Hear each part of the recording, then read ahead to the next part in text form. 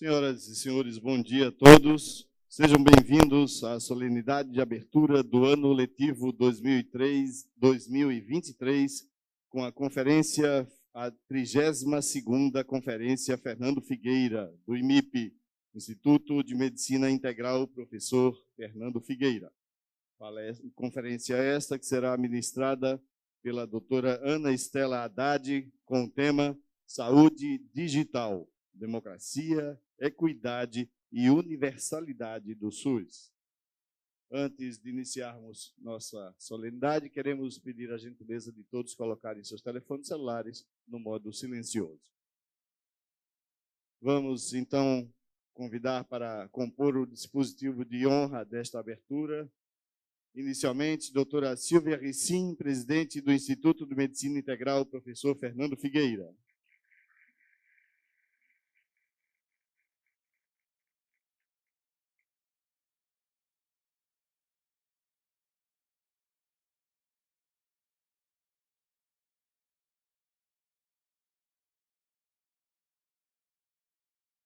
Na sequência, queremos convidar Sua Excelência, o prefeito do Recife, João Campos.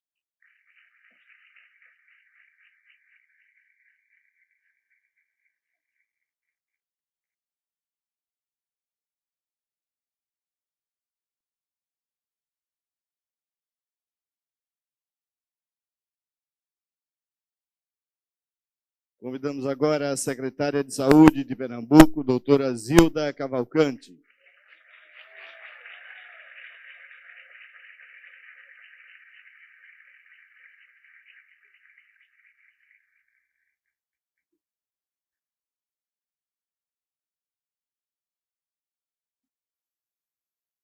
Convidamos, na sequência, a doutora Tereza Campos, superintendente do Instituto de Medicina Integral, professor Fernando Figueira.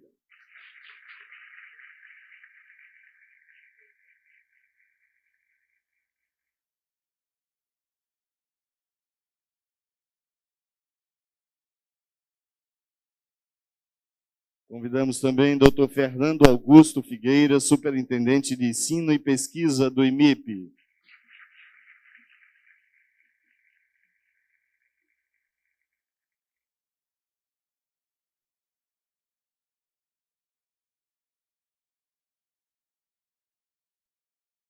E também queremos convidar o doutor Giliati Falbo, coordenador acadêmico da Faculdade Pernambucana de Saúde e presidente da Associação Educacional de Ciência da Saúde, AECISA.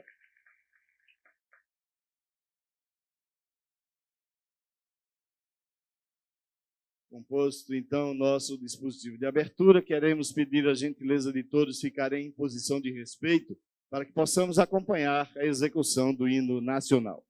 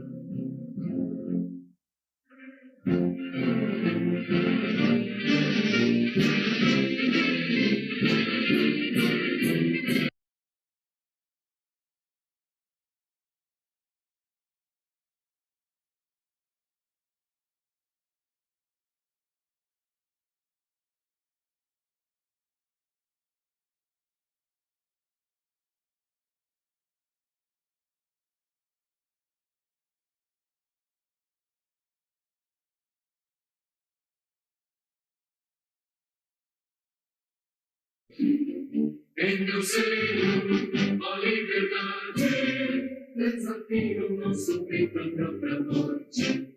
Ó pátria largada, salve, salve, Brasil, um sonho intenso, raio vivo, de amor e de esperança a terra desce. Sim, teu formoso céu risonho límpido, a imagem do cruzeiro resplandece. Gigante pela própria natureza, reserva sorte envolve do colosso, e teu mundo esperança grandeza pela glória. Entre outras vilas do Brasil, a pátria amada, dos gigantes e sombras do pátria amada Brasil.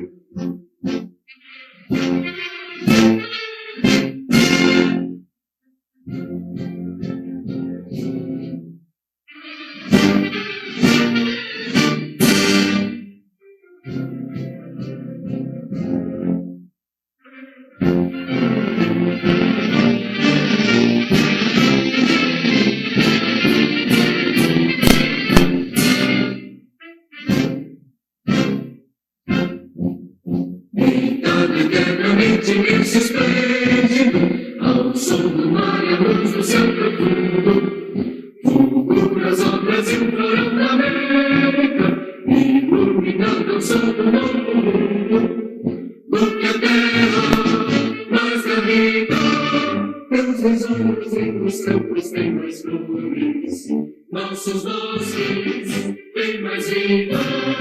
Nossa vida no teu seio mais amores, ó pátria amada, salve, salve, Brasil de amor eterno seja assim, o lado dos tempos estrelado, e diga o pendilão desta coroa, paz no futuro e glória no passado. Mas segues a justiça clama forte, verás que o filho teu não pode a luta, e teu e de amor a própria morte, pela glória. Entre outras vilas do Brasil, a pátria amada, dos gigantes que são as mães, pátria amada Brasil.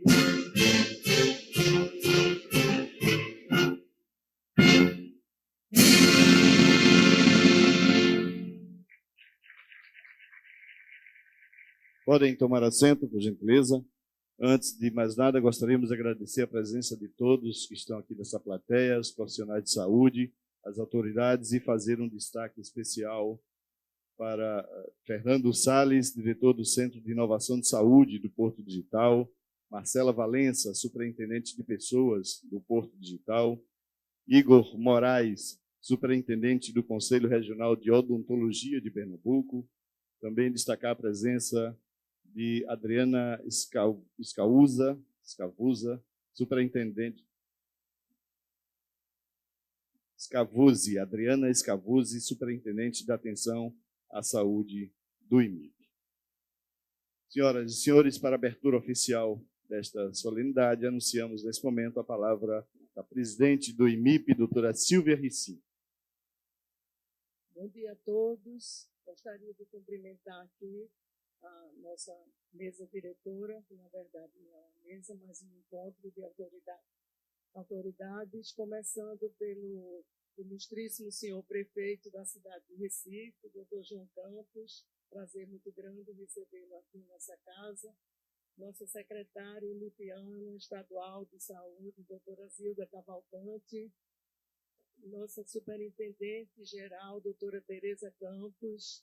Cumprimentar o doutor Giliato Falvo, ex-presidente do IMIP e atual coordenador acadêmico da FPS, e o doutor Fernando Augusto Figueira, nosso superintendente de ensino e pesquisa. Um prazer muito grande receber vocês aqui, esse auditório lotado, com estudantes, professores, preceptores, funcionários, autoridades. É um dia de festa para o IMIP. Sem dúvida nenhuma, o IMIP foi criado com a vocação, com o alicerce do ensino, da pesquisa e da assistência, e ainda da extensão comunitária. Então, dá início a um ano letivo com uma conferencista do porte da professora pesquisadora, doutora Ana Estela Haddad. É para a gente uma honra muito grande, um prazer, uma satisfação recebê-la aqui em nossa casa. E para vocês que vão ter a oportunidade de ouvi-la, será um aprendizado, será uma experiência única e memorável. Eu gostaria de não me prolongar e dar início a esta solenidade, considerando que ela está aberta oficialmente a partir de agora. Obrigada a todos.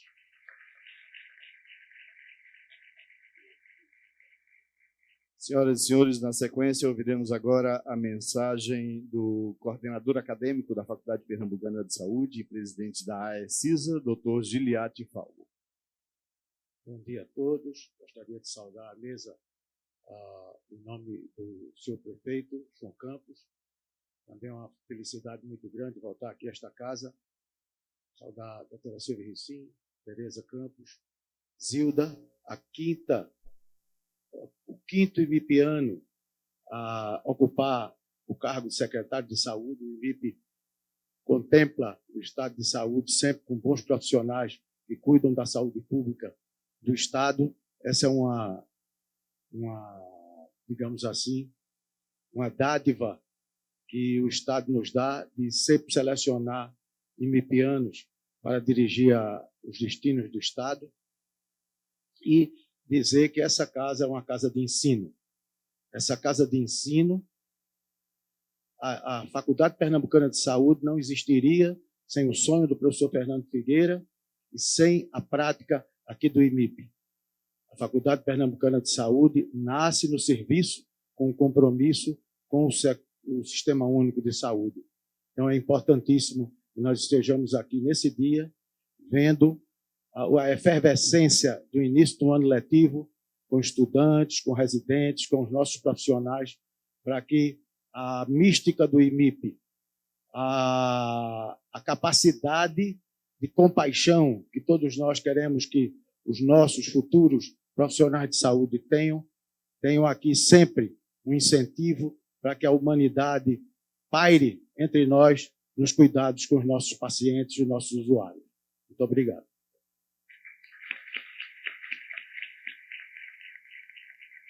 Ouviremos a mensagem do superintendente de ensino e pesquisa do IMIP, doutor Fernando Augusto Figueira.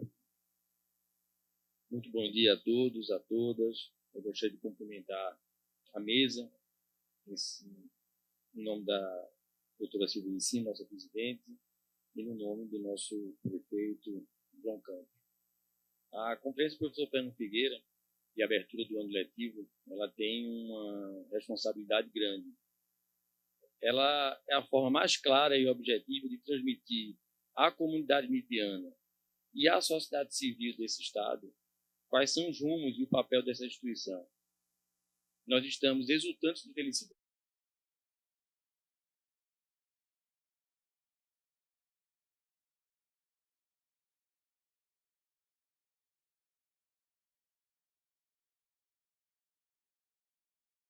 Há uma clara mensagem de organização, há uma clara mensagem de norteamento.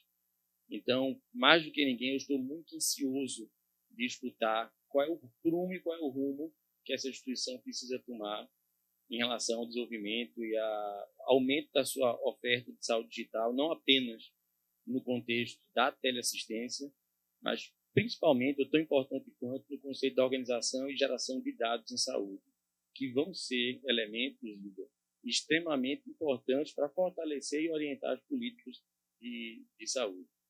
Então, a instituição está exultante, está muito feliz com a oportunidade de ter a senhora aqui, doutora Ministério. E até para que a gente possa ter essa mensagem breve, você igualmente breve também. Então, agradecer mais uma vez a oportunidade de estar aqui nessa superintendência, pela capitania da doutora Tereza, e agradecer a presença de todos. Tenho certeza que vai ser um momento muito importante para nós.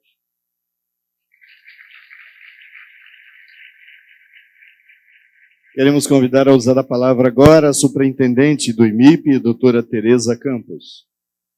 Bom dia a cada uma e a cada um de vocês. Quero aqui cumprimentar a nossa presidente, Silvia Ricim, prefeito do Recife, João Campos, secretária de Estado da Saúde, Zilda, o nosso coordenador da faculdade, doutor Giliati Falbo, e ex-presidente dessa instituição, e o superintendente de ensino e pesquisa. Em nome dele, eu cumprimento os demais superintendentes e toda a nossa equipe. Antes de falar e ouvir os demais, eu estava com um misto de felicidade com um misto de responsabilidade aumentada. Primeiro porque, se nós fizermos um olhar de 360 graus, nós vamos ver que esta mesa está composta pelo governo do Estado, pela Prefeitura do Recife, e nós temos aqui na mesa, na pessoa de Aristides, da professora Ana Estela, o Ministério da Saúde. Isso, na verdade, e os demais, tantos profissionais como alunos dessa casa, que criam e já criaram, já têm uma expectativa muito grande, não só em relação à conferência, que eu não tenho dúvida que vai ser muito importante e norteadora, mas principalmente para os compromissos e a responsabilidade que estes 3 entes, como o Ministério da Saúde e a faculdade, assumem perante a sociedade pernambucana. Nós estamos falando aqui do fortalecimento do sistema de saúde. Nós estamos falando aqui de uma instituição que conversávamos com o prefeito do Recife, com a secretária e com a doutora Ana Estela, das dificuldades que nós temos vivido, mas que são dificuldades que há 63 anos, que é o tempo que essa casa comemora de existência, já tínhamos em outras dimensões, até porque o hospital era menor. Nós estamos falando de um hospital de mais de 1.000 leitos, o maior hospital 100% SUS do Brasil, e um hospital que foi criado com os 3 pilares da assistência, do ensino e pesquisa, e que não vai abrir mão deste lugar. E para não abrir mão deste lugar, nós vamos precisar de apoio. Nós vamos precisar do apoio do prefeito, da Prefeitura do Recife, do Governo do Estado, secretária, e do Ministério, Aristides, que está aqui em nome do secretário de Atenção à Saúde, Elvésio, e a doutora Ana Estela, de dizer que eu não tenho nenhuma dúvida do reconhecimento que os governos têm, da importância que esse hospital tem para o sistema de saúde. E principalmente do que a sociedade precisa dele, como nós também precisamos da população, do poder legislativo, do poder executivo e de toda a área do controle social. Mas isso, ao invés de ser um pedido, para mim, é uma força, é um alento e é uma esperança. Esperança de que a gente possa fazer essa instituição maior do que o que ela já é e uma esperança que a gente tenha dias melhores. Os dias estão difíceis e sempre são, mas nós temos convicção que com a ajuda das pessoas a gente vai ter um IMIP melhor e maior do que o que ele já é. Eu quero aqui agradecer sua presença, doutora Ana Estela, e, ao mesmo tempo, agradecer a todos que estão aqui presentes e dizer que, dependendo da direção, né, presidente, Fernando Augusto, Adriano Scavuzzi, Silver Vidon, nossos superintendentes, e com ele toda a nossa equipe, nós estamos de braços e de mãos arregaçadas para cumprir o nosso papel, a nossa missão, que é assistir bem a sociedade e a população que precisa tanto desse hospital e que nós não vamos arredar o pé de cumprir este papel. Muito obrigada a cada um e a cada um de vocês. Um bom dia.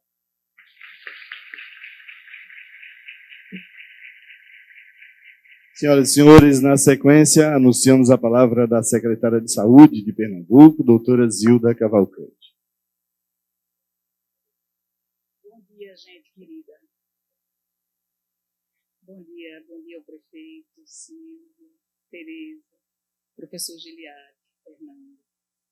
E a esse povo aqui, que é a minha casa, e a alegria enorme de estar aqui hoje. Vocês não têm a noção, quanto que eu vejo as carinhas aqui, amigas, e tanto que isso alenta o nosso coração, nas lutas diárias que todos nós temos, né? E que nas minhas agora estão um pouco diferentes.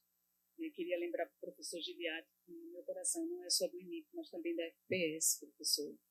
E é essa veia de professora que sempre me deu uma grande alegria. Assistência, cuidar das pessoas e poder ensinar a cuidar melhor, a cuidar com amor, a não esquecer que a gente é gente antes de ser profissional de saúde e que a gente cuida de gente.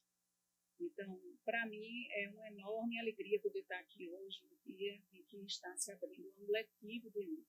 Isso, para mim, tem um significado enorme. E aí, assim, acho que Tereza falou bem, a força de poder estar no hospital, onde se ensina, é enorme. Todo mundo sabendo disso.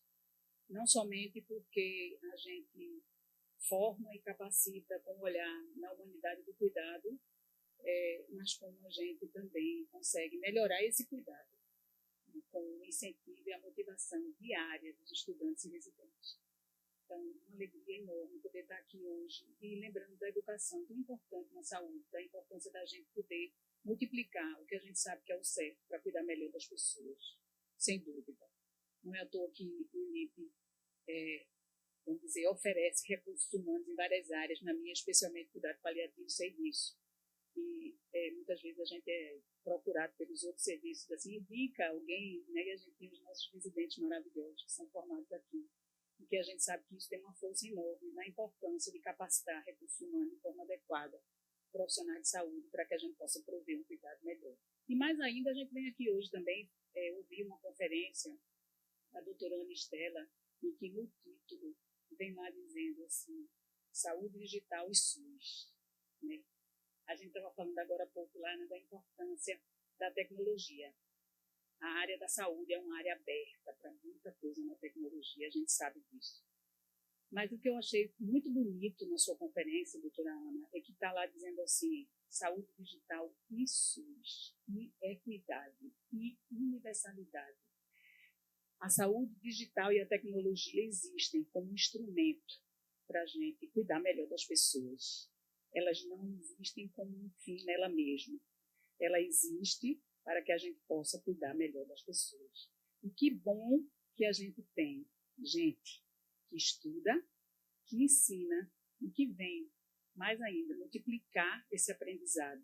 E, com certeza, na força da expressão, que eu acho que a Tereza falou muito bem agora há pouco, do SUS aqui, Estado, município e União. As 3 esferas do SUS, fortalecendo o que tem que ser o nosso papel, a nossa missão principal, que é cuidar das pessoas. E a tecnologia vai ajudar muito, com certeza. E tenho certeza que todos nós aprenderemos muito hoje. E teremos o apoio de doutora Ana para seguir aprendendo e se fortalecendo, porque com certeza esse é um passo. Mas como a governadora Raquel Lira diz, eu acho que ela é muito feliz na colocação, ela diz que tem início, tem meio, mas não tem fim. Então que a gente siga no meio onde a gente está, sempre com o olhar na missão de cuidar melhor das pessoas e de ter um instrumento da tecnologia a nosso serviço para isso. Muito obrigada, um bom dia a todos.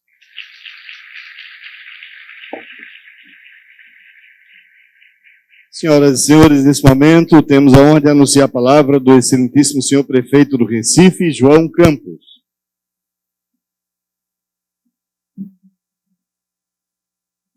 Bom dia a todos e a todas. Bom dia. Dia de festa. Saudar Ana Estela Haddad e dizer da alegria que a gente tem de lhe receber na nossa cidade, uma instituição tão importante para a saúde pernambucana como é o INIP. Saudar Zilda, secretária de saúde, também uma pessoa que tem a formação e o trabalho no INIP, então deve estar com o sentimento de estar revisitando a casa ou a escola. Saudar Silvia Ricim, presidente do INIP, a superintendente Tereza Campos, meu amigo e superintendente de ensino e pesquisa, Fernando Figueira, em seu nome fazer também uma referência ao meu também amigo que não pode estar aqui hoje, Antônio Carlos Figueira, saudar de forma muito especial, em nome deles eu queria saudar todos os profissionais de saúde do INIP e da FPS, Giliate Falco e Ana Falco, que está aqui também. A Ana foi minha pediatra a vida inteira, e olha que eu deixei há pouco tempo de ir para pediatra, viu? Mas saudando Ana e Giliate, que me operou com 2 anos de idade, não foi, de uma hérnia, e já, enfim, dei muito trabalho a esses 2, mas já passei agora, daqui a uns tempos eu vou ter que ir atrás do geriatra, mas por enquanto eu estou mais perto do pediatra, né?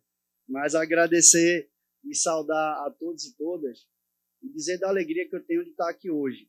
A gente, num momento como esse, onde se inicia um ano letivo, e a gente tem a oportunidade de poder escutar uma abertura da dimensão que a Anistela vai fazer, e poder vir nessa instituição, encontrar tantos alunos, alunas, profissionais de saúde, a gente sabe que isso tem um peso muito especial. A gente conversava antes de começar aqui a cerimônia, E o Recife ele tem muitos superlativos, né? Então, onde a gente olha, a gente vê algo que é o primeiro, maior, mais comprido, mais antigo. E esses títulos a gente gosta. E o IMIP, vocês viram na fala de Tereza, que faz parte desse rol de superlativos que a gente tem. Então, você imaginar que o maior hospital 100% SUS do Brasil está em Pernambuco, isso é fruto de muita teimosia, de muita capacidade de resistência, de muita luta que essa instituição carrega. E quando, Fernando, você trazia o número de residentes que o IMIP tem, é maior do que o número de residentes em 17 estados da federação. Isso não é pouca coisa. Isso dá trabalho e é muito importante para a nossa cidade e para o nosso estado. E um grande polo de saúde, a gente é sobretudo, e o que nos fez ser grande na educação, ser grande na tecnologia, ser grande na saúde, é porque a gente tem a característica de ser um polo formador, um polo que ensina, que educa. As instituições, quando a gente olha de diversas áreas, seja da medicina, direito, engenharia e tantas outras, as primeiras do Brasil estão localizadas na nossa cidade. E graças a isso, a gente conseguiu ter essa dimensão que hoje tem. Então, eu queria parabenizar todo mundo que está conduzindo esse encontro no dia de hoje e fazer uma fala muito rápida de como é importante a gente trazer esse tema para o debate. Eu sou um grande entusiasta da tecnologia, da transformação digital. A gente sabe que não é uma coisa fácil implementar, embora seja um consenso, todo mundo concorde, ou quase todo mundo, que é importante. Não é fácil você tirar da ideia e da concepção para implementar na prática e na rotina de cada atividade. Quando eu entrei na prefeitura, fazendo uma saudação aqui muito especial ao doutor Jailson, também foi secretário municipal, eu dizia que eu só teria algum sossego quando eu soubesse quantos serviços a prefeitura tem. Porque ninguém tinha esse número. Quantos serviços a prefeitura do Recife oferta em todas as áreas. Imaginando que de uma consulta especializada a um serviço de manutenção de uma lâmpada é um serviço. E a gente precisava ter isso na ponta do lápis. E a gente mapeou mais de 513 serviços e construímos uma esteira para transformar digitalmente todos eles até 2024. Mas qual foi a diferença para a gente catalisar esse processo? E é isso que eu queria falar aqui.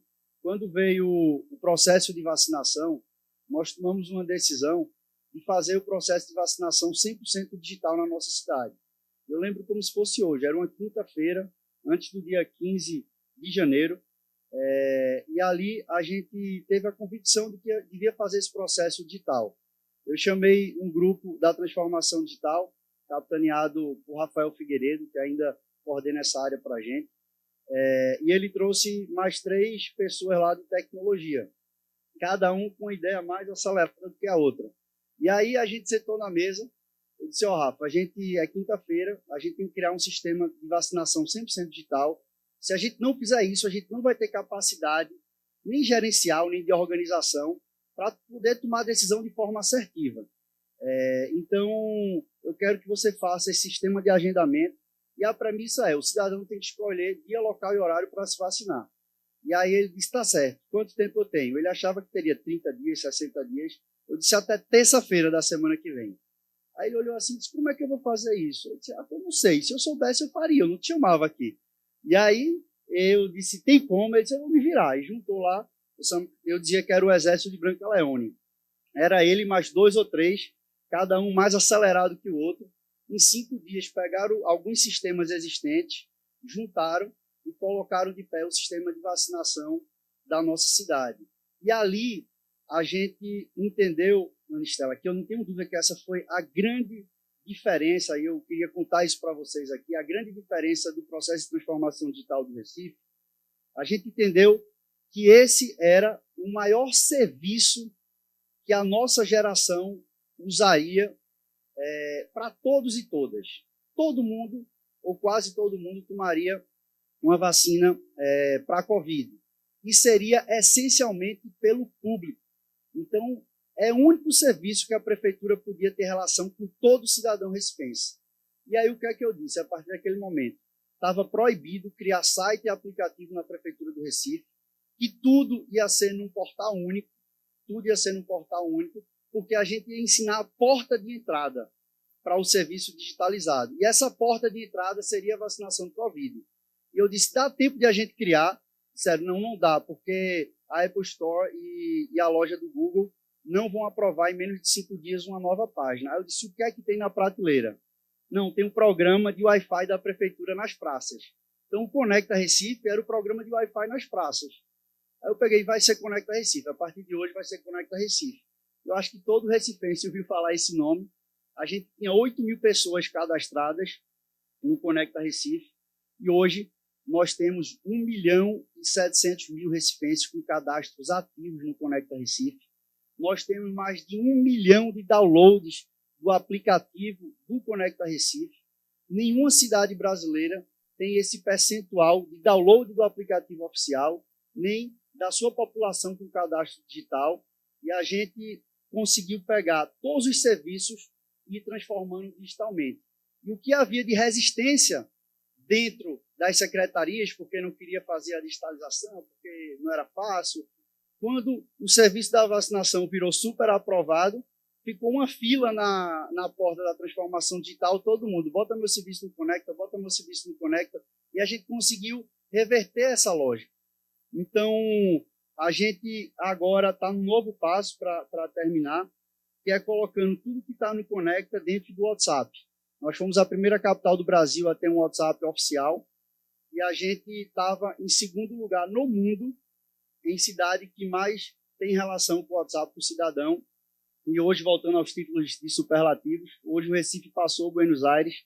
A gente é a cidade no mundo que mais interage no WhatsApp. Certamente vocês já receberam algum WhatsApp da prefeitura. Ano passado foram mais de 17 milhões de mensagens. E a gente conseguiu, por exemplo, Ana Estela, quando o DataSUS sofreu um ataque hacker e precisava mostrar o certificado de vacinação para entrar nos lugares, mas ninguém conseguia acessar o seu certificado na página do Ministério. E aí foi quando a gente chamou de novo a turma da transformação e disse, agora chegou a nossa hora. E a gente disparou 1.300.000 certificados de vacinação para o WhatsApp das pessoas. Certamente vocês receberam um PDF, bote os 3 primeiros dígitos do seu CPF, você abre o certificado em português e inglês. Então, a gente só fez isso porque a gente apostou na ousadia de fazer tudo digital. Então, não tenho dúvida que de tudo que eu vejo hoje do serviço público, a área que pode ser mais transformada e ganhar mais força é a saúde através dessa transformação digital. A gente está com um desafio de inovação aberta, a primeira cidade do Brasil a também abrir, para enfrentar esses problemas que a gente ainda encontra, como o absenteísmo das consultas, enfim, e de procedimentos especializados. Tem uma fila enorme, você marca e tem um número de faltas muito grande. A gente reconheceu que isso é um problema, botou na prateleira e lançamos um desafio público e já estamos em fase final de contratação dessa solução. Saudando aqui também Gustavo, da nossa equipe, Aristides, do Ministério, que até um dia desse era da Prefeitura. Enfim, então tem muita coisa para fazer, mas para terminar, terminei me alongando, mas eu queria contar essa história, porque isso é uma história da nossa cidade. Eu tenho certeza que muitos de vocês entraram no Conecta e fizeram a vacinação para conhecer a história disso, mas nada disso é suficiente se a gente não tiver a capacidade de compreender o que é o essencial da saúde, que é o cuidado, que é a atenção, que é o zelo.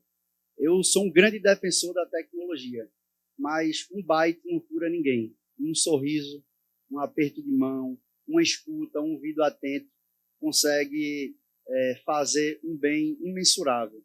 Então, essa parte que o IMIP tem de formar para a saúde, de formar com humanidade, humanismo, isso é fundamental.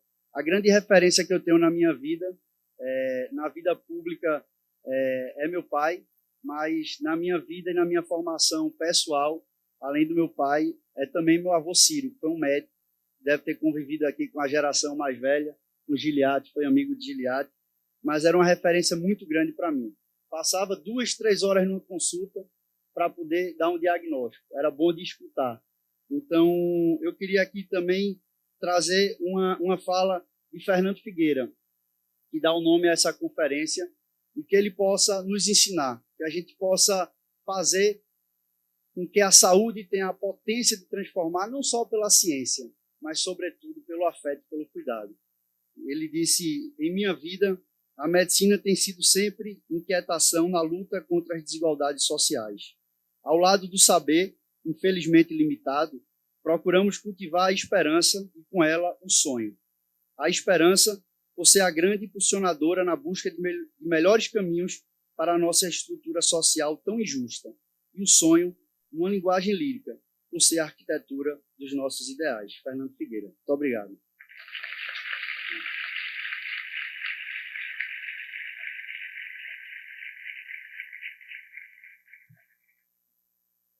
Senhoras e senhores, em tempo, gostaríamos ainda de registrar que está entre nós aqui e agradecer sua presença, a doutora Aristides, do Ministério da Saúde, também a doutora Afra Suassuna, diretora de extensão do IMIP, doutora Silvia Vidon, superintendente de Administração e Finanças do IMIP, e também doutora Bessie Veiga, presidente da Fundação Alice Figueira, de apoio ao IMIP. Neste momento, senhoras e senhores, à exceção da doutora Silvia Ricim, que permanecerá no palco para a apresentação da conferencista, queremos solicitar a gentileza das demais autoridades a se colocarem de volta na plateia para que possamos assistir a esta conferência magna.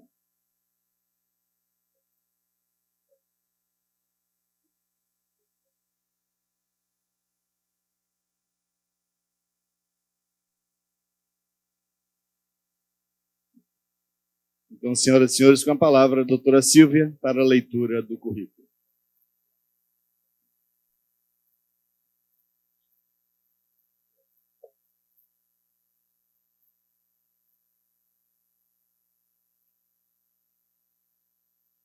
Um prazer, uma honra ler o currículo da nossa conferencista, doutora Ana Estela Haddad.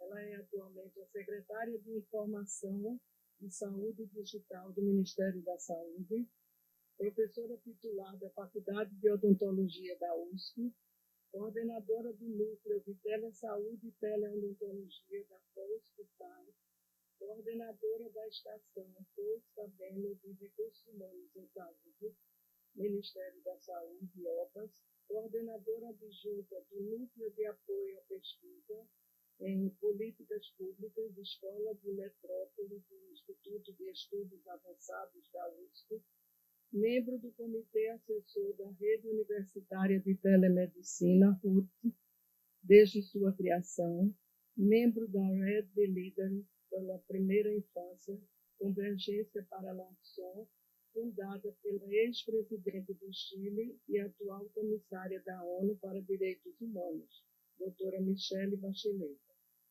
Ana Estela também foi assessora do Ministério da Educação, 2003-2005, quando participou da formulação e implementação do programa Universidade para Todos, ProUni, e do Grupo de Trabalho de Desenvolvimento da Lei nº 10.861/2004, que instituiu o Sistema Nacional de Avaliação da Educação Superior, o SINAES. Atuou também na implantação do acompanhamento da frequência escolar como condicionalidade do Bolsa Família Projeto Presença. Esta é apenas uma parte do seu currículo brilhante. Com vocês, Ana Estela.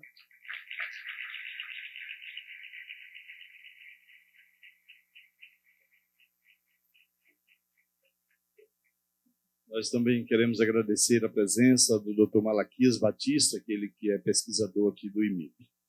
Senhoras e senhores, então queremos convidar ao palco a doutora Ana Haddad para a sua conferência.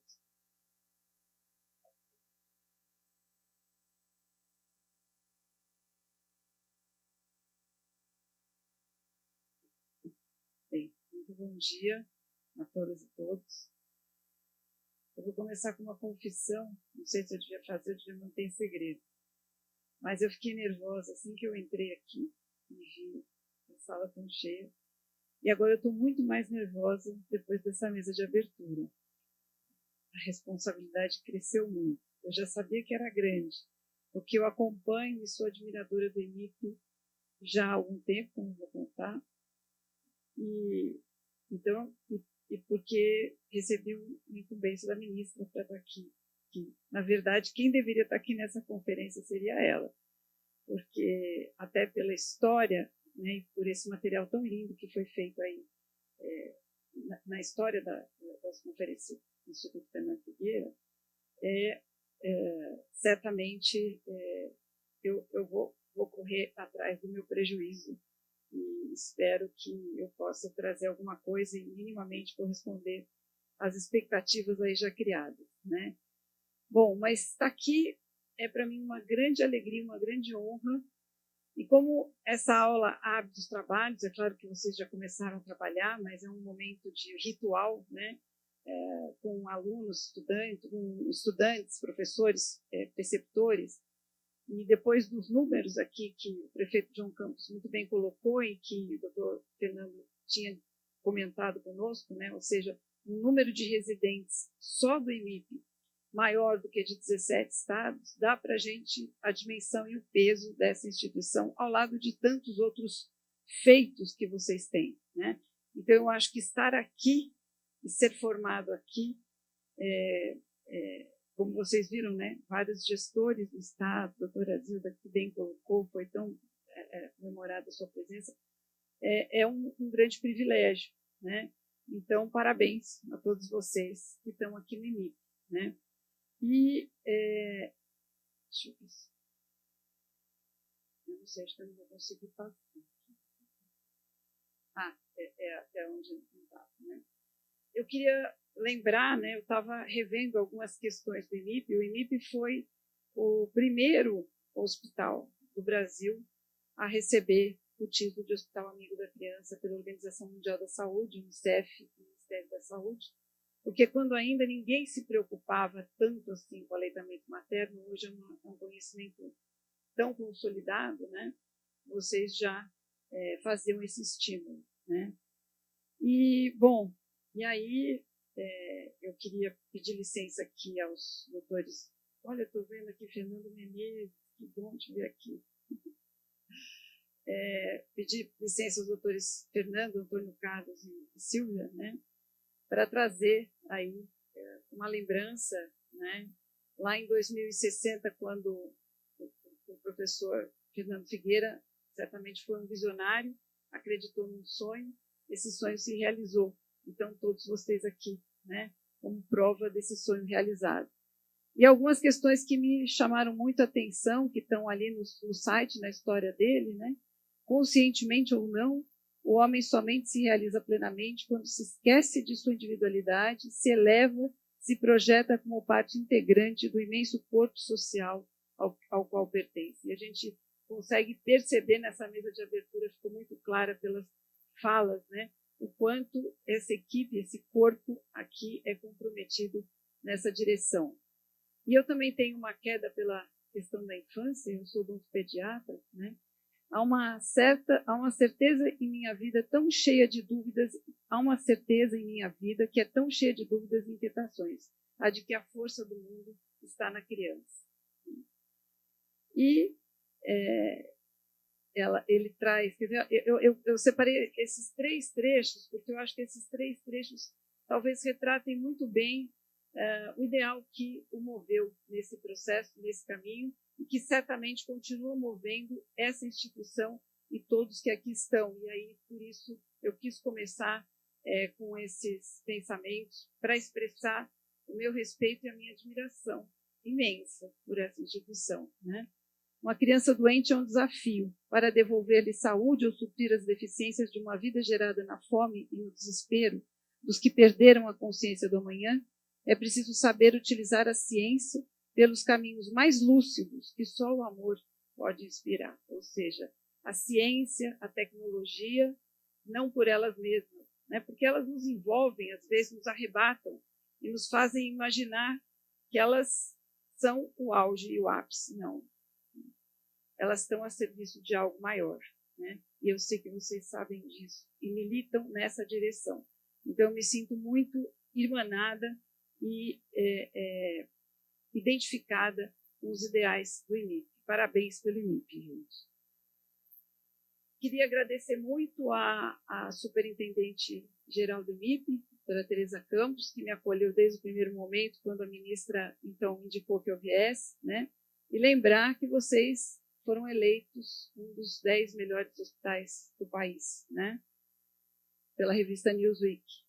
E ontem, quando eu estive com a ministra, e informei a ela que estava vindo, né? Ela imediatamente se lembrou de que foi o IMIP que desenvolveu a fórmula para combater a desnutrição infantil lá no território Yanomami, né, recentemente, e ela lembrou isso com uma gratidão e um carinho imensos. Então, trago aqui também mais esse agradecimento ao time do IMIP.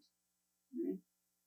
Bom, e aqui as conferências, né? As conferências têm esse propósito de vocês se juntarem e pensarem juntos e refletirem, e não só trabalharem, mas realimentarem os ideais que movem vocês. E aqui mais uma explicação de eu estar me sentindo tão nervosa de estar aqui, né?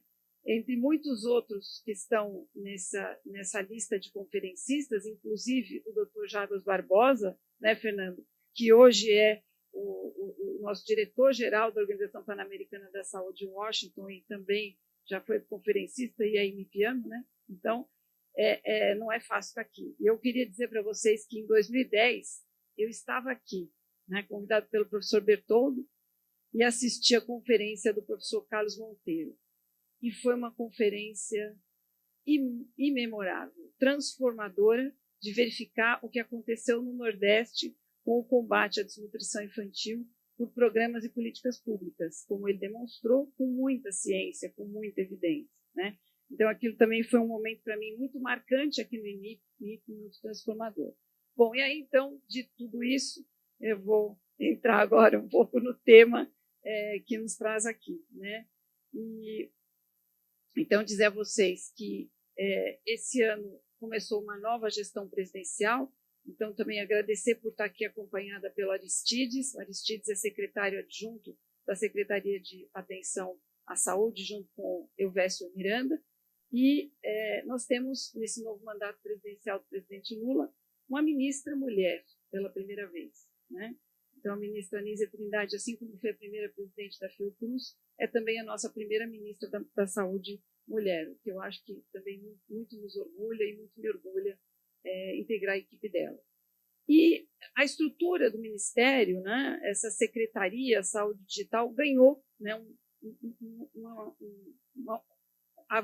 subiu de status, né? Então, havia um departamento de saúde digital e agora nós temos uma secretaria, né? Isso foi indicado pelo grupo de transição formado por 4 ex-ministros, pela ministra Anísia, que era importante criar essa nova secretaria.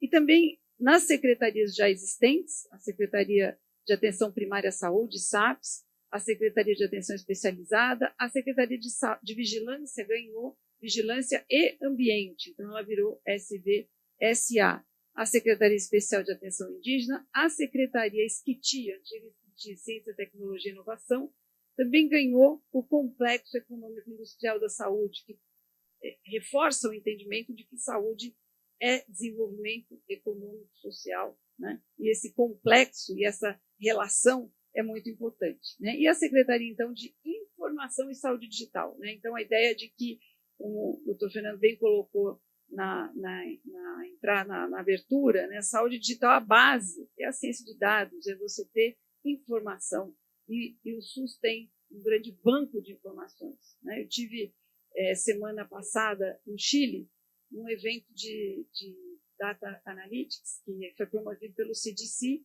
e o CDC está criando um escritório na América do Sul, chamou 8 países para começar a pensar juntos o que a gente pode fazer em termos de ciências de dados, de predição, e foi muito interessante de ver quando a gente mostra o DataSUS e mostra o SUS, né? É bom que caia a nossa ficha, né, do que o Brasil tem, né? O Brasil tem muita preciosidade, né? A questão da gestão tripartite, como já bem colocou a doutora Tereza, e o controle social, né, que também estão presentes no SUS. E entre os eixos da gestão, está lá, né, da atual gestão, né, o fortalecimento do SUS, a integralidade do cuidado, a visão ampliada de saúde com os determinantes sociais, a preparação de uma frente para futuras pandemias, a redução das desigualdades regionais, a saúde como uma frente de desenvolvimento também de forma mais ampliada, ciência e tecnologia a serviço da saúde e o cuidado em todo o ciclo de vida. E aí está lá a transformação digital, que tem uma transversalidade também com todos esses eixos, né? Os princípios, entendendo o Ministério da Saúde como uma autoridade sanitária, o respeito à ciência, o respeito à democracia e pensar a saúde para todos em alguns recortes como território, renda, cor e raça, gênero, idade, orientação sexual e grupo social, são questões que estão colocadas na ordem do dia e na agenda do atual Ministério. A ministra ressalta muito a ideia de um Ministério Único da Saúde e de entender que todas as ações não são caixinhas e gavetas separadas, mas que a gente precisa trabalhar integrado. É claro que, às vezes, em tese é tão óbvio, mas na prática, e quando a gente está do lado de dentro da gestão, não é uma coisa tão simples de se conseguir, né? Porque cada um tem agendas enormes para vencer e para avançar. Então, fazer com que as agendas se transversalizem não é uma coisa simples. A CEIDIG, Secretaria, então, CEIDIG, que é o informação está lá dentro, ela foi criada conformando 3 dos departamentos que até então estavam na Secretaria Executiva, né? Então, primeiro é o DataSUS, que ganhou informação ao lado de informática, ele era só departamento de informática, passa a ser departamento de informação e informática. O DEMAS, que é o departamento de monitoramento, avaliação e disseminação de informações estratégicas, ou seja, é aquele departamento que transforma o banco de dados em indicadores e começa a ter informação. Como é que você transforma dado em informação? Essa é a atribuição do DEMAS, que havia sido criado em 2011 e hoje, nesse momento, estava um pouco desviado dessa função inicial para a qual ele foi criado e que a gente está resgatando. E o terceiro departamento mais jovem, que era o Departamento de Saúde Digital, que havia sido criado em 2019 para cuidar dos programas de telesaúde do Brasil, ganhou também a dimensão da inovação. A inovação ela precisa estar presente nesse processo. Então, são esses os 3 departamentos.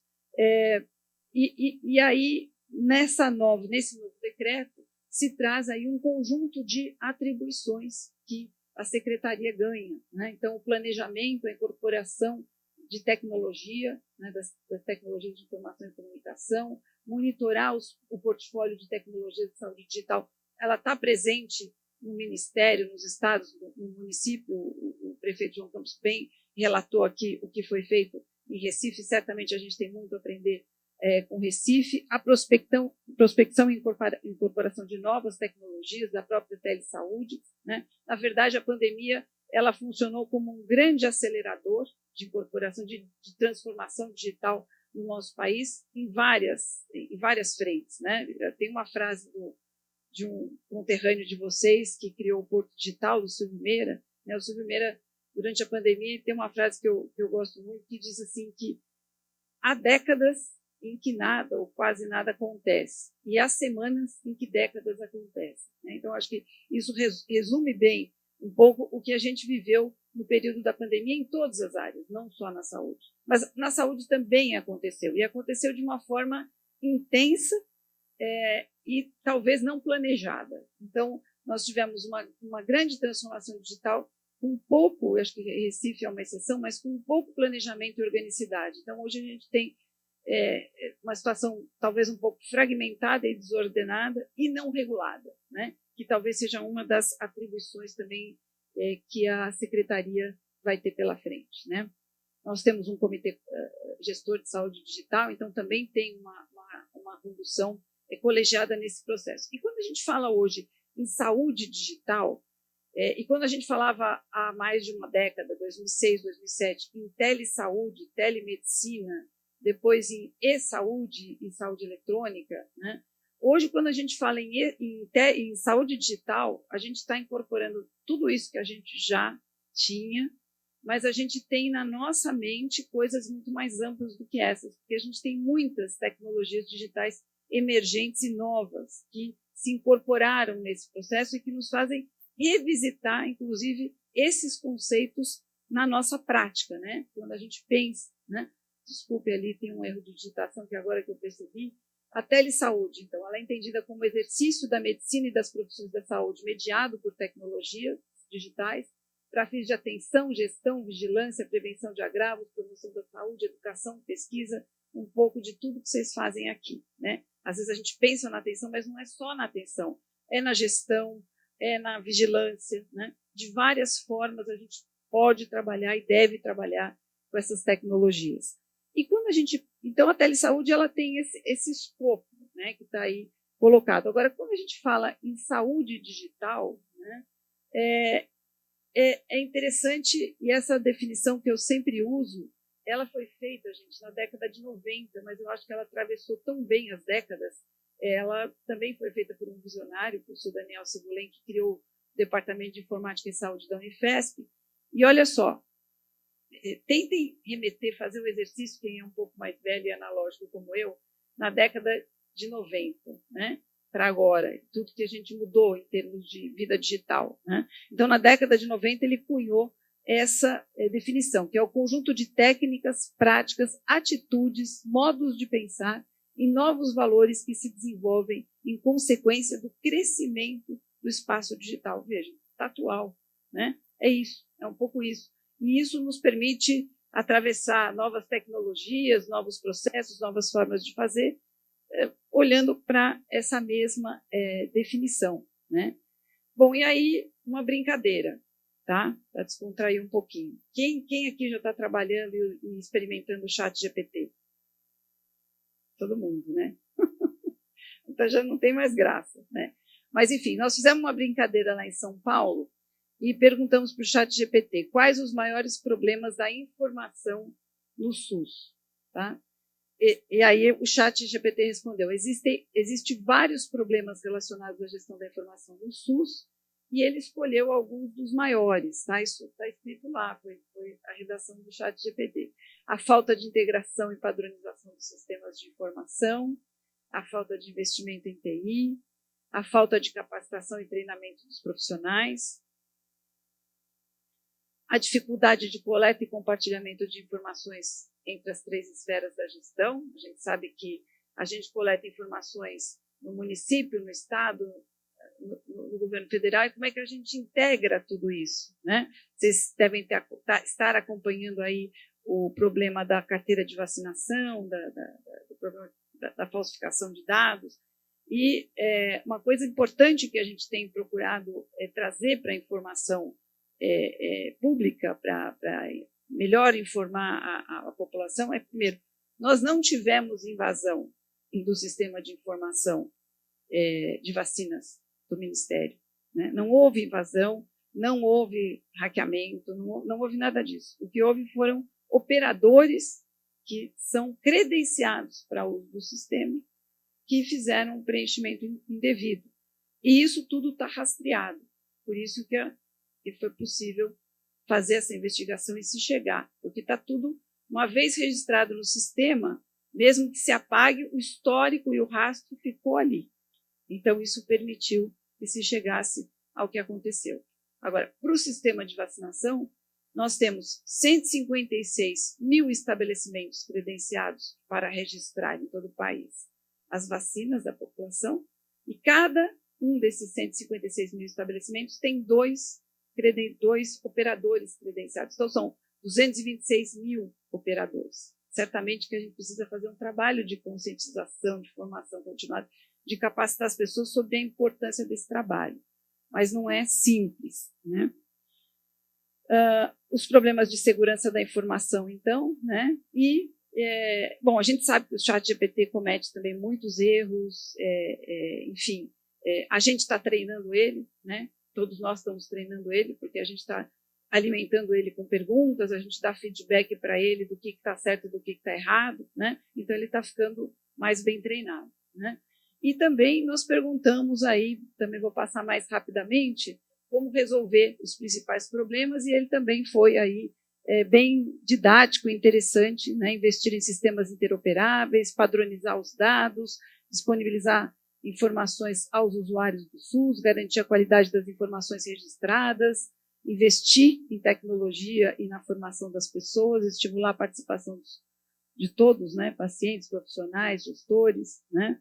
E ele ainda disse que essas soluções devem ser implementadas de forma coordenada e integrada, incluindo gestores, profissionais, usuários, acadêmicos, empresas. Ou seja, foi muito bem, né? Deu para a gente economizar uma oficina de planejamento estratégico, só consultando o ChatGPT, né? Bom, e a nossa grande, estou trazendo para vocês em primeira mão, tá? Depois de ter mostrado para a ministra ontem, primeiras pessoas que estão vendo esse slide são vocês. A nossa ideia, o nosso plano para a saúde digital nessa gestão ministerial é o programa SUS Digital Brasil, que pode ser o SUS Digital Pernambuco, o SUS Digital Recife, o SUS Digital Atenção Primária, enfim.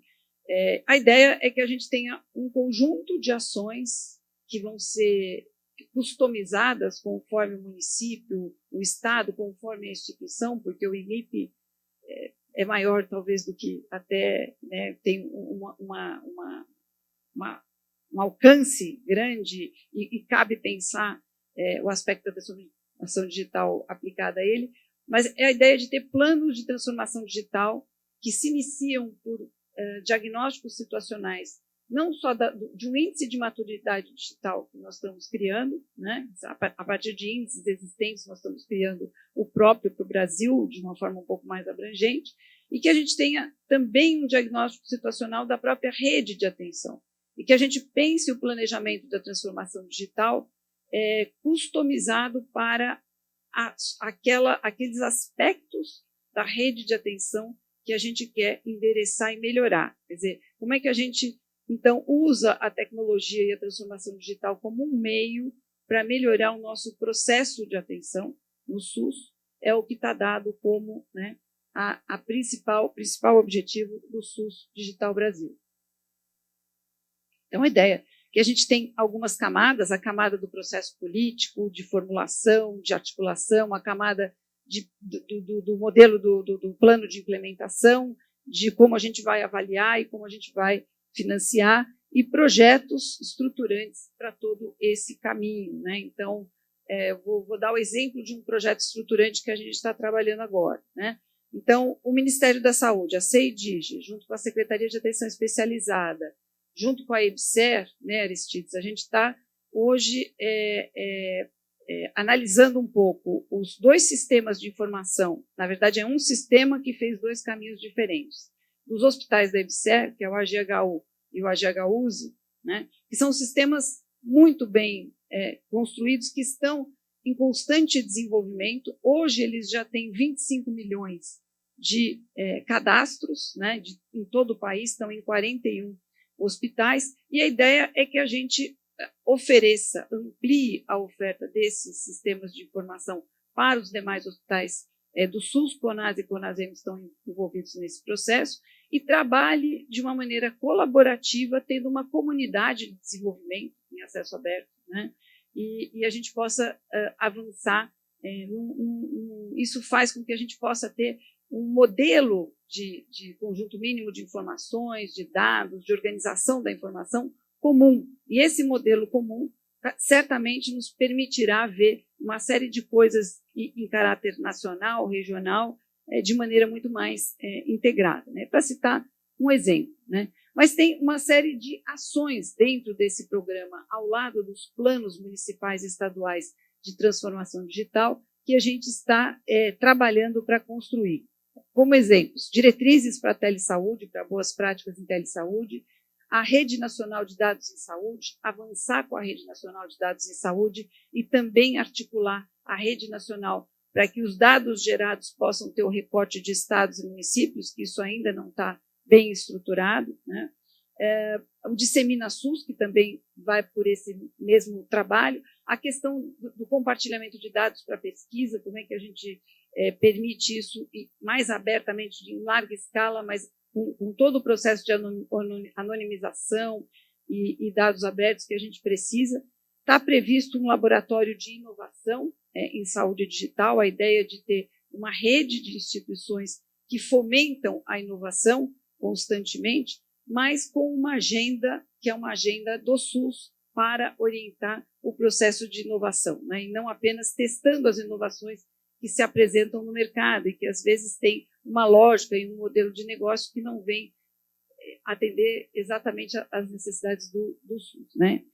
E, por aí, trabalhar o processo de transformação digital. E, entre essas agendas, né, dentro dessa agenda, a ideia da gente fomentar instituições inovadoras, como é o caso do IMIP. O IMIP está sempre inovando no processo de atenção à saúde, investir em tecnociências que sejam disruptivas, garantir infraestrutura para os sistemas digitais. Então, hoje, eu me lembro em 2007, quando a gente começou a implantar o programa Telesaúde Brasil, eu estava no Ministério, na CEGEDS, na Secretaria de Gestão do Trabalho e Educação, e a gente buscava recursos para a infraestrutura de conectividade, porque a gente não tinha, principalmente na região norte, um pouco no nordeste, o celular ainda não estava disseminado como hoje, a gente trabalhava com os computadores de mesa, webcam, era uma outra telesaúde, né?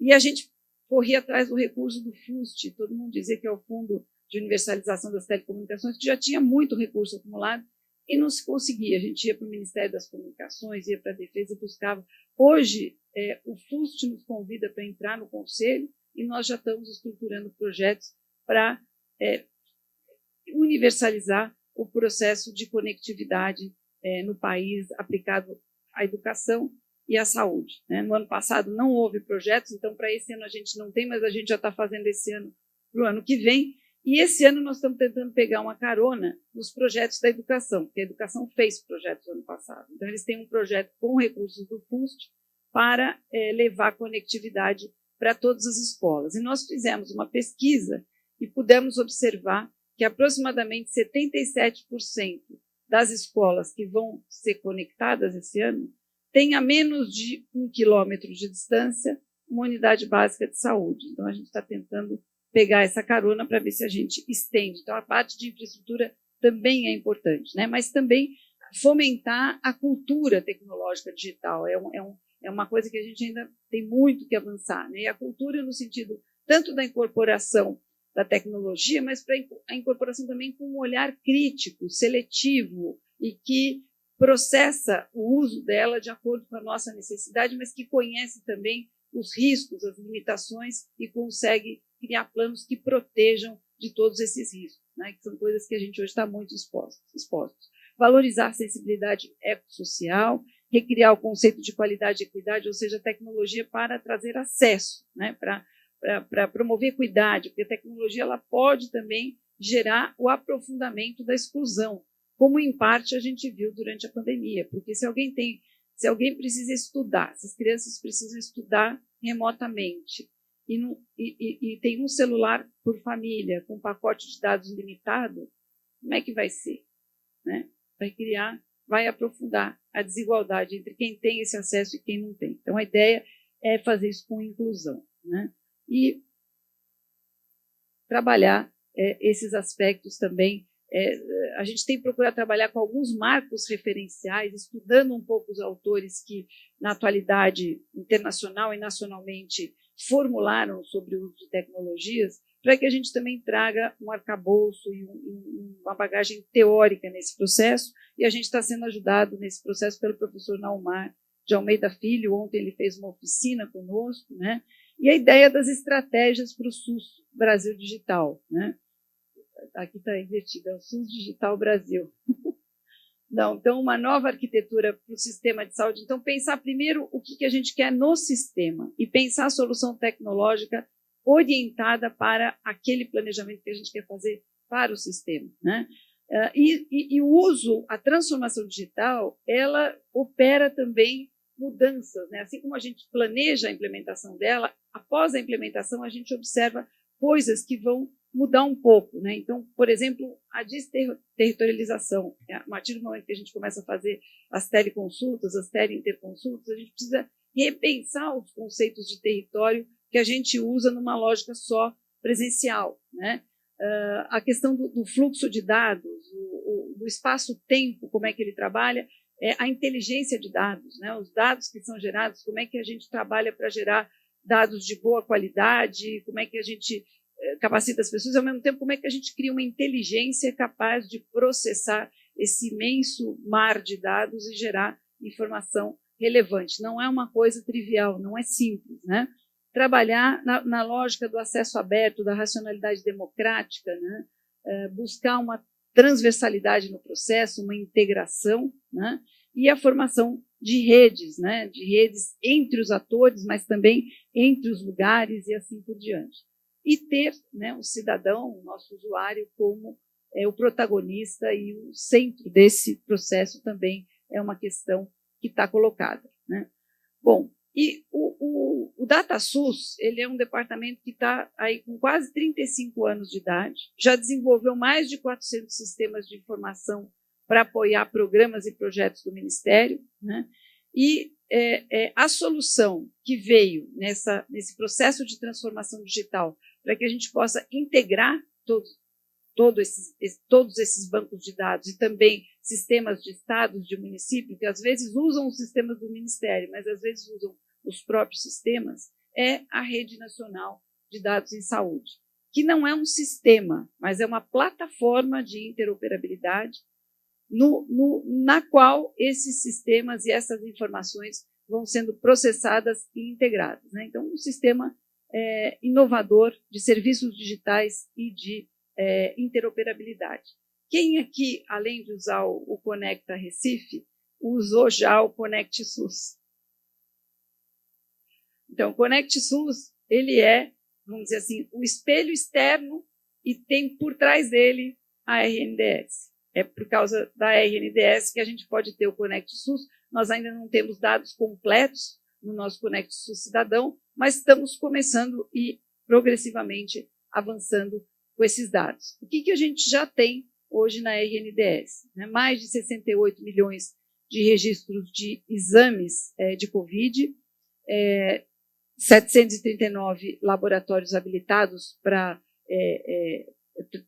enviar dados para a RNDS, mais de 1 bilhão e 200 registros de vacinação, 232 sistemas que enviam registros de vacinação para a RNDS, e aqui mais alguns outros números de internações hospitalares, de procedimentos ambulatoriais, e na atenção primária, né? A gente ainda tem poucas unidades básicas de saúde, embora o ESUS APS já esteja aí em mais ou menos 77% das unidades, salvo engano, que já estão usando o prontuário, o ESUS APS, a gente ainda está num processo mais inicial de integração com a RNDS, né? E os três módulos, né, as três dimensões do Conect SUS, tem o Conect SUS Cidadão, que já tem lá 36 milhões de usuários, o ESUS Profissional, que está mais ou menos utilizado por 3 mil unidades básicas de saúde, ainda tem bastante para avançar, e o Conect SUS Gestor, que está ainda em processamento, ele ainda não está visível e em uso, né? Temos um processo também hoje de construção de algumas ações voltadas para a questão de raça e etnia, né? Então, a ideia de buscar no Conect SUS uma representatividade maior das características da nossa população nas próprias imagens, né? O campo raça-cor nos nossos sistemas agora ele não pode mais ficar em branco, né? Então ele não pode mais deixar um não informado. Então ele está programado e planejado para que essa informação seja preenchida e ela, em termos de acompanhamento de saúde, se torna bastante importante, né? Aí também novos conteúdos no Conect SUS Cidadão, também que passa a ser um espaço para a gente divulgar informações e disseminar informações estratégicas para a população, né? Inclusive os botões de emergência, por exemplo, no caso de violência, e de poder fazer as notificações, né? E no Conect SUS Profissional, a gente trabalhar com conteúdos também formativos, para divulgação de cursos, enfim, uma série de coisas, espaços de comunicação que o Conect SUS passa a permitir, né? Dados para pesquisa, rede colaborativa, as oficinas de inovações, que são coisas que estão planejadas para a gente utilizar dentro dessa comunicação com o Conect SUS. E uma coisa que provavelmente a gente talvez vai trabalhar com o Recife, que já está todo conectado entre si, depois a gente vai estudar também com o estado de Pernambuco, mas a gente poder fazer a integração da RNDS, né, com os dados de estados e municípios, mas de uma forma que não só estados e municípios alimentem a RNDS, mas que a RNDS possa devolver as informações do estado e do município também processadas para consulta pelo estado e município, ou o próprio estado e município ter a sua rede estadual de dados e essa rede ter um barramento com a rede nacional e a gente poder automatizar e todos consultarem conjuntamente esses dados. Então, são questões que estão colocadas aí, né, quando a gente fala em ciência de dados e sistemas de informação, uma palavrinha-chave é a interoperabilidade. Então, esse é o processo agora que a gente está procurando construir, de trabalhar essa interoperabilidade, e, ao mesmo tempo, né, além de disponibilizar esses microdados, ter um banco de dados que está higienizado, que está acessível, que está padronizado, que é escalável e que pode ser consultado dessa maneira. Recentemente, na última CIT, na última Comissão Intergestores Tripartite, a gente aprovou uma ação que foi feita pelo DERAC, Departamento de Regulação, né, Aristides, com a CEIDIG, que foi padronizar, estabelecer um conjunto mínimo de dados para poder registrar a fila de espera. Então, até agora a gente não tinha nem dados suficientes da fila de espera, não sabia qual tamanho era e para que era, porque a gente não tinha uma padronização das informações que cada serviço alimentava. Então, agora nós temos um conjunto mínimo de dados para alimentar. Então, é difícil às vezes para quem é leigo entender, né? São ações de base, são ações estruturantes, mas que se não forem feitas, por isso, né, a Secretaria de Informação e Saúde Digital tem essa missão, né, de fazer também um trabalho de base. Ela é uma secretaria fim para promover a transformação digital em termos de estados, de municípios, mas ela é também uma secretaria meio que precisa trabalhar com as demais secretarias como áreas negociais no Ministério, para que a gente possa melhorar os processos, transformar, digitalizar os processos na sua completude, né? E depende de todos esses aspectos, tá? Então, aí, são exemplos, né? Por exemplo, Goiás, Bahia, criaram suas redes estaduais de dados em saúde. Então, nós estamos agora já trabalhando com eles no sentido desse barramento e integração, né? Mas com outros estados e municípios, a gente pode ter diferentes conformações para isso, tá? Esse aqui é um exemplo de sala de situação, quer dizer, quando depois que a gente já tem lá todos os dados higienizados, o banco de dados seguro, a gente vai trabalhar para transformar esses dados em indicadores, né? Então, a sala de situação conduzida pelo DEMAS, agora ela está sendo reestruturada, ela já existiu anteriormente, foi descontinuada, e nós estamos trabalhando, quer dizer, de acordo com o Plano Nacional de Saúde, com o Plano Estadual, com o Plano Municipal, quais são os indicadores que a gente precisa monitorar? Então, o que a gente precisa extrair do banco de dados? Que tratamentos a gente precisa fazer para gerar indicadores de monitoramento e avaliação ao longo do tempo e saber se aquela política está alcançando os seus resultados? Um exemplo é o vacinômetro, né, que foi recentemente reestruturado. Então, ele foi tratado no sentido de ele reduziu o número de informações disponíveis, mas ele se tornou mais ágil, mais fácil de consultar, tanto por gestores, profissionais de saúde, quanto pela própria população, né? Então, as informações totais de doses aplicadas, a primeira, segunda e terceira dose, as doses de reforço, a dose única, enfim, trazendo esses números que estão facilmente acessíveis e baixados, podem ser baixados, às vezes mesmo perante um pacote limitado de dados ou com pouca rede, né? E o terceiro braço, né? Então, o banco de dados, o monitoramento e a parte de telemedicina e telesaúde, né? A parte do uso da telesaúde também para o processo de atenção e assistencial. Então, o Brasil ele tem um ecossistema vinculado ao SUS, né? O Programa Telesaúde Brasil, a Universidade Aberta do SUS, a Rede Universitária de Telemedicina, que integra, né, atenção, educação, saúde e pesquisa, e que vem num crescendo desde 2005, 2006, 2007, né? Teve períodos de altos e baixos, mas está lá e tem um aprendizado colocado. Tem uma marca importante para a gente fazer, que até o período da pandemia, quando a gente falava de telesaúde no Brasil, a gente estava falando das teleinterconsultas, das teleconsultorias. O Conselho Federal de Medicina, até a pandemia, não permitia que se fizessem teleconsultas. Isso um pouco valia para todas as profissões, é uma tendência. Quando eclodiu a pandemia, houve um ofício do CFM da ANB para o Ministério da Saúde.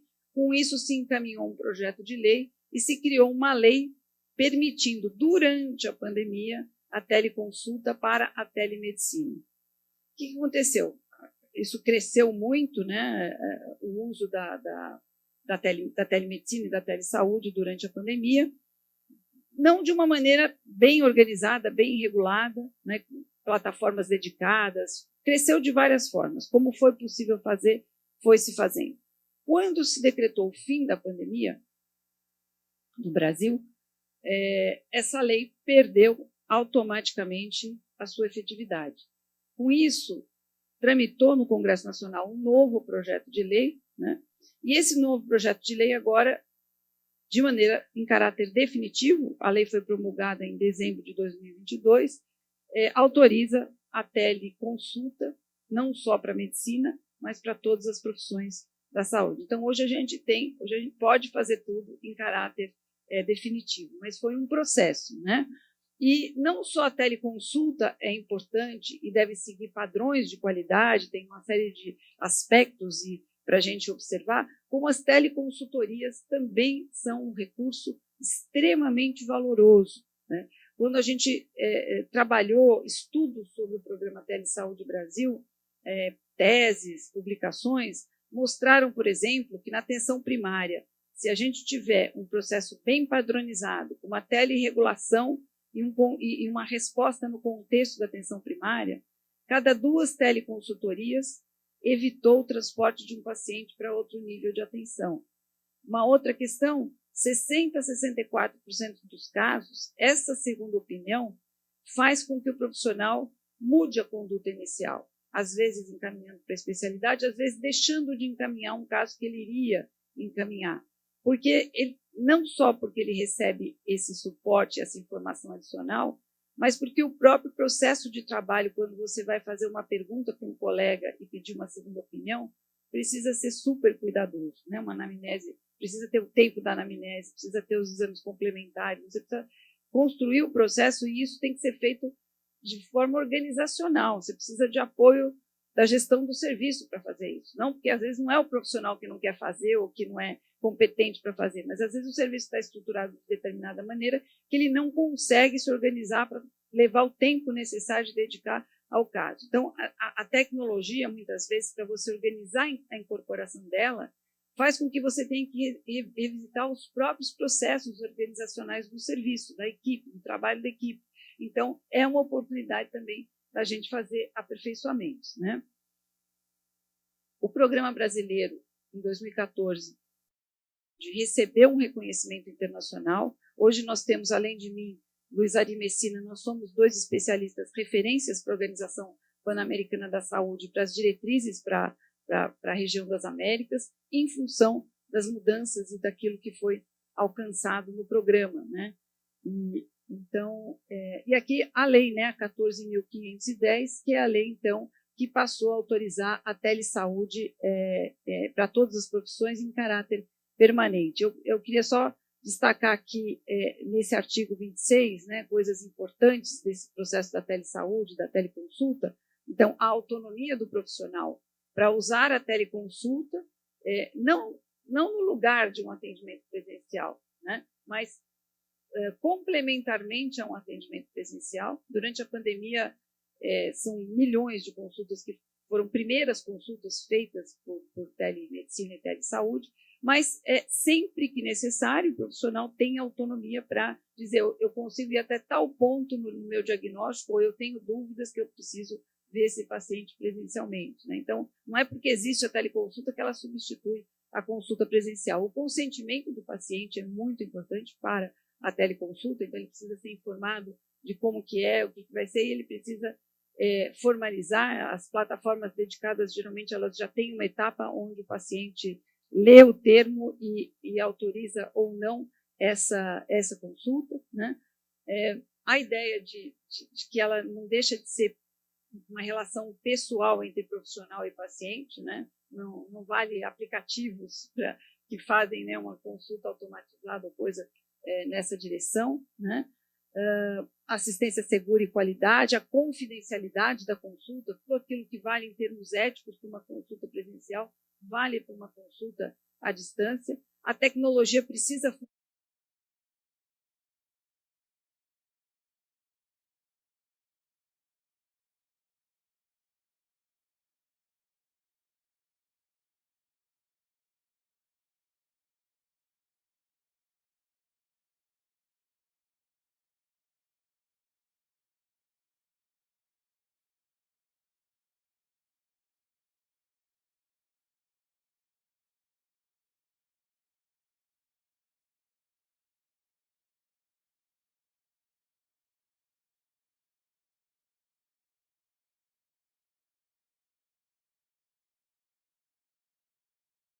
da LGPD, que atenda a IPA, e não qualquer plataforma, nenhuma videochamada do WhatsApp preferencialmente.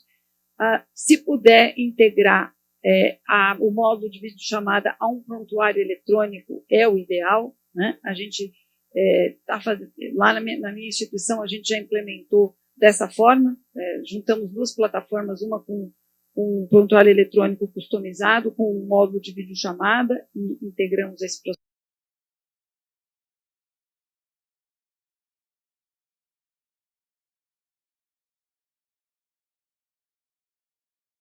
Consulta os dados do paciente, as informações da consulta que você gera, você já registra e já alimenta ali no sistema mesmo. É o ideal. Mas não quer dizer que se você não tiver essa integração, você não possa fazer. Mesmo separado, o prontuário, seja eletrônico, seja em papel, o importante é o registro das informações da consulta. E o planejamento do cuidado sempre integral e continuado, né? Então, a gente não planeja fazer teleconsulta, fazer teleconsultoria, você planeja o processo assistencial como um todo, e dentro desse processo você vai mapear em que pontos desse processo vale a pena utilizar a teleconsulta como um suporte, como um coadjuvante. Por exemplo, no intervalo, antes da aula, a gente estava conversando sobre filas de espera. Às vezes você tem uma fila para uma especialidade e não tem um número suficiente de profissionais daquela especialidade para fazer o atendimento. Então, se você fizer uma teletriagem vinculada ao sistema, ao centro de regulação, entre a atenção especializada e a atenção primária. E na atenção primária, você fazer quais são os casos que a atenção primária, sob orientação de um especialista, pode resolver. Quais são os casos que realmente precisam do especialista e para onde a gente vai referenciar. Então, você faz a gestão da fila, você organiza, por exemplo, faz uma análise de classificação de risco, quem precisa ser atendido primeiro, e você desonera, às vezes, o fluxo presencial a partir da gestão do processo através da telesaúde. Então, tem N possibilidades do que se pode fazer. Nós estamos trabalhando agora na parte odontológica com o Instituto Benjamin Constant, que é um instituto do Ministério da Educação para cegos. E eles ficaram na pandemia com o serviço odontológico muito tempo interrompido. E nós começamos a trabalhar experimentalmente com a teleodontologia aplicado a esse serviço. E uma coisa muito interessante que foi observada, nós fizemos uma preparação assim. Primeiro, criamos um podcast, a própria dentista que atendia, ela gravou um podcast para orientar a mãe e a criança preliminarmente, preparando para a teleconsulta. Depois fizeram a teleconsulta, mesma voz, né? E a mãe estava muito aflita, achando que essa criança ia dar muito trabalho na hora da consulta odontológica presencial. E aí chegou a hora da consulta presencial. E tanto a mãe quanto a dentista ficaram assim muito positivamente surpresas e depois perceberam que esse processo preparatório, né, e o contato da voz, que para a criança cega é uma coisa muito importante, a familiaridade com a voz, e ir sabendo o que ia acontecer, começando por uma mediação não presencial, preparou muito bem essa criança para o momento presencial. Então, ela foi muito melhor na consulta, essa foi a avaliação, do que ela iria se não tivesse havido esse processo, vamos dizer, que se iniciou mediado por tecnologias para uma criança que tem especificidades e particularidades aí a serem observadas. Então, as possibilidades são muitas e que eu acho que a gente ainda tem muito a explorar, né? Então, quando a gente fala aí de saúde, muito já em resumo aqui, deixando talvez uma mensagem final, a telesaúde, a saúde digital, né? Melhorar a entrega de serviços de saúde, fazer a gestão da rede, melhorar o sistema como um todo, né? A Organização Mundial da Saúde já recomenda isso há muito tempo, mas não perder de vista todos os nossos princípios, de estar centrado no usuário, de pensar o processo de trabalho de maneira integrada, se possível o registro eletrônico em saúde, o que permite a continuidade do cuidado, né? O Conect SUS está permitindo isso, porque se esse paciente é atendido aqui em Recife ou em Manaus, o profissional pode abrir o prontuário e ver esse histórico clínico, ter padrões para compartilhar os dados, para representar, ter também infraestrutura de conectividade, privacidade, confidencialidade, capacitação dos recursos humanos e, com tudo isso, né, com todas essas aplicações, poder impactar positivamente, democratizar o acesso, melhorar o acesso com qualidade, com equidade. Esse, para nós, é a missão aí da telesaúde no serviço, no sistema, né? Aqui um pouquinho da nossa equipe, lá da CEIDIG. A Tereza está aqui conosco. Está por aí, a Tereza. E os nossos contatos, né? Então, muito obrigada pela oportunidade e desejo a vocês um ótimo e um lindo ano de trabalho. Tá?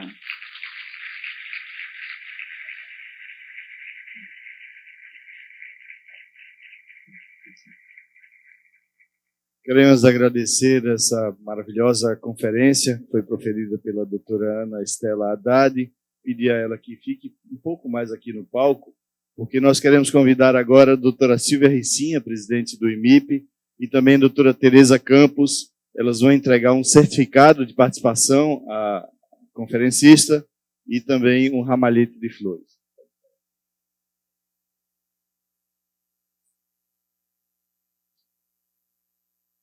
Será entregue, então, um certificado de participação na 32ª Conferência Professor Fernando Figueira e um ramalhete de flores com a gentileza do IMIP, a doutora Ana Haddad.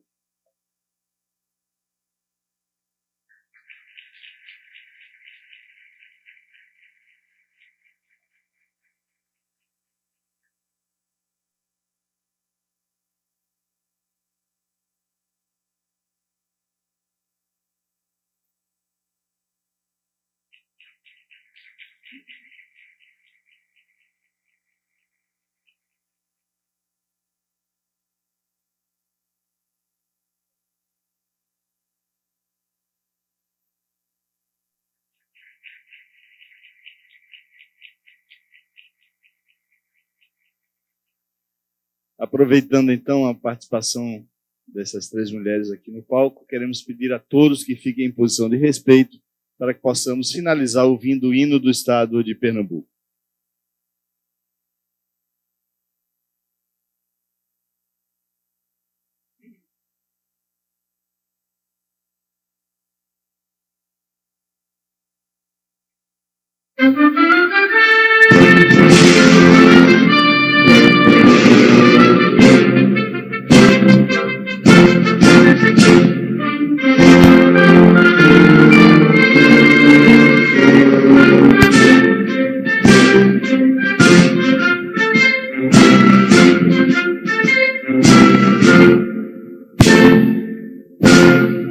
Coração do Brasil em teu seio, olhe o sangue de heróis no veio, que arde sempre o valor traduzir. És a fonte da vida e da história, esse povo coberto de glória, o primeiro da vez no porvir. São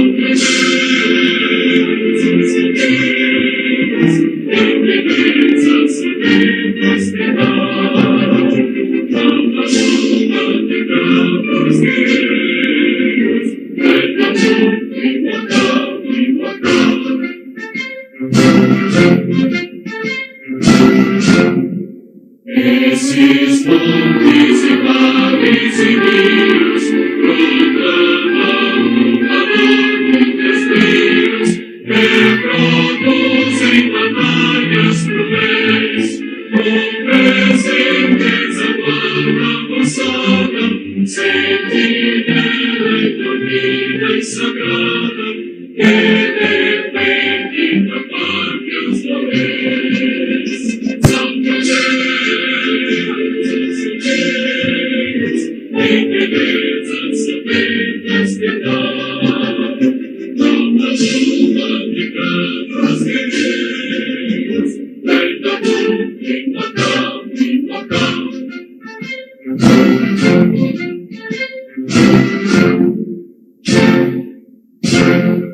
O futuro és a crença, a esperança, esse povo que eu digo descansa, como a terra depois de mudar.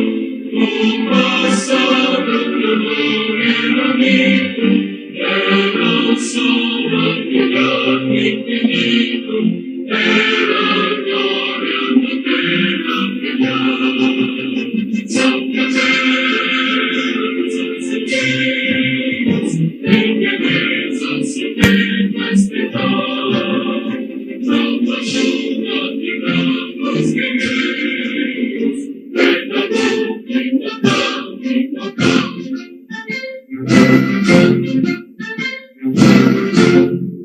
A República é filha violina, a estrela que curte na fina, estender com seus raios de luz, liberdade define proclama, os escravos o peito reclama, ante o sol dessa terra da cruz. São paterras, fogueiras, tem beleza, subir festival.